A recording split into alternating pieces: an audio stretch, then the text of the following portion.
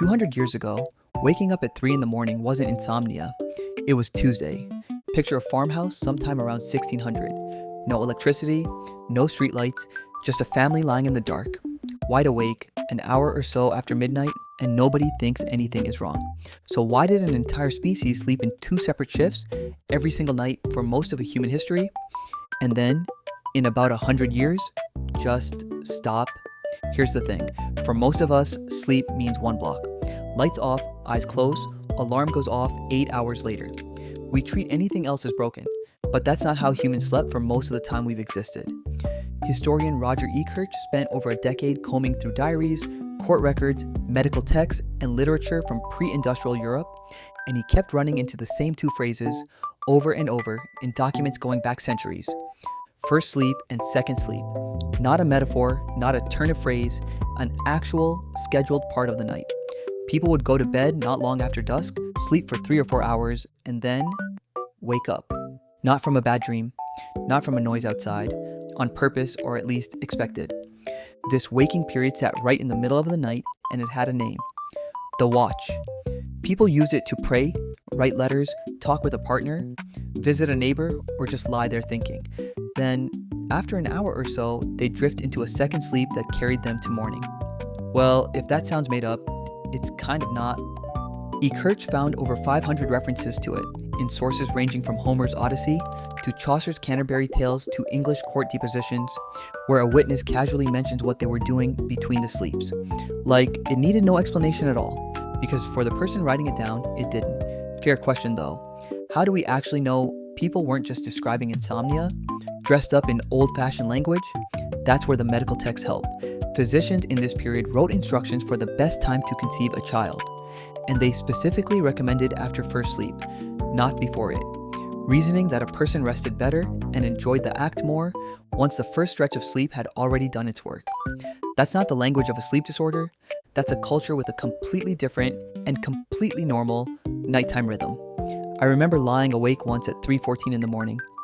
I checked the clock, annoyed at myself, convinced something was wrong with me. Turns out I was just doing what my ancestors did on a Tuesday. Now picture the turn of the 17th century. Wealthy households start lighting their homes for hours after sunset.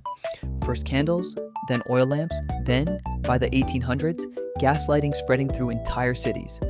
The night stops being empty, it becomes something you can use, and factories change the math completely. Industrial labor doesn't care what your body wants at 1 a.m. It cares what time the whistle blows. A workforce needs to be up, alert, and clocked in at a fixed hour, which means the loose, self-paced rhythm of first sleep and second sleep has to go, somewhere between artificial light, stretching the evening, and the factory clock compressing the morning. The watch in the middle of the night got squeezed out entirely. By the 20th century, doctors weren't recommending it anymore. They were pathologizing anyone who still did it. Waking at 3 a.m. wasn't a rhythm now, it was a symptom. So the tidy version of this story is, candles and clocks broke a natural human sleep pattern, and modern insomnia is really just an old rhythm with a new, scarier name. Except there's a problem with that. Not gonna lie, it's a pretty big one. In 2015, a neuroscientist named Jerome Siegel at UCLA did something nobody had really done before. He went and studied sleep in 3 modern communities that still live without electric light: the Hadza in Tanzania, the San in Namibia, the Tsimane in Bolivia, groups with no streetlights, no screens, no factory whistle, nothing that could have imposed an artificial single-block schedule on them. If biphasic sleep really is the natural, default human pattern that light and industry destroyed, these are exactly the people who should still be doing it. They weren't. Across all 3 groups, sleep monitors showed 1 consolidated block a night, not 2. No universal watch, no shared waking hour in the middle. So which is it? Was pre-industrial Europe living out humanity's true ancient sleep pattern?